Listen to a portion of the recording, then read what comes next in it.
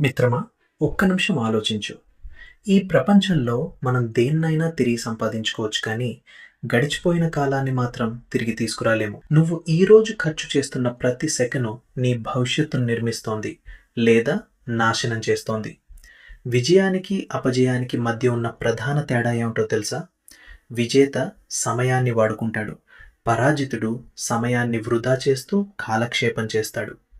గుర్తుంచుకో, నీ దగ్గర కోట్లున్నా పోయిన నిమిషాన్ని కొనలేవు. గడియారం ముళ్ళు తిరుగుతూనే ఉంటుంది. అది ఎవరి కోసమూ ఆగదు.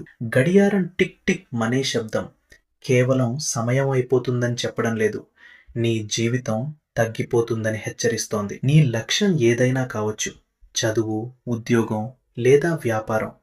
నువ్వు వాయిదా వేస్తున్న ప్రతి క్షణం నీ గమ్యం నీ నుండి దూరమవుతూనే ఉంటుంది. నీ చుట్టూ ఉన్న ప్రపంచం వేగంగా పరిగెడుతోంది. నువ్వు అక్కడే ఉండి సోషల్ మీడియాలోనో అనవసరమైన ముచ్చట్లతోనో కాలాన్ని వృధా చేస్తే, రేపు నువ్వు వెనకబడిపోయినప్పుడు బాధపడ్డం తప్ప ఏమీ చేయలేవు. అలసట వచ్చినా ఆగొద్దు. లక్ష్యం చేరే వరకు విశ్రమించొద్దు. కాలం నీ మిత్రుడు కావాలా లేక శత్రువు కావాలా అనేది నీ చేతుల్లోనే ఉంది. పోయిన డబ్బు సంపాదించుకోవచ్చు, కానీ గడిచిన సెకనును తిరిగి తెచ్చే శక్తి సృష్టిలో ఎవరికీ లేదు. తర్వాత చేద్దాంలే అనే మాట ఒక మత్తుమందు. అది నిన్ను మెల్లగా ఓటమి ఊబిలోకి లాగేస్తుంది. కాలం నీకోసం ఆగదు, నువ్వే కాలంతో పాటు పరిగెత్తాలి.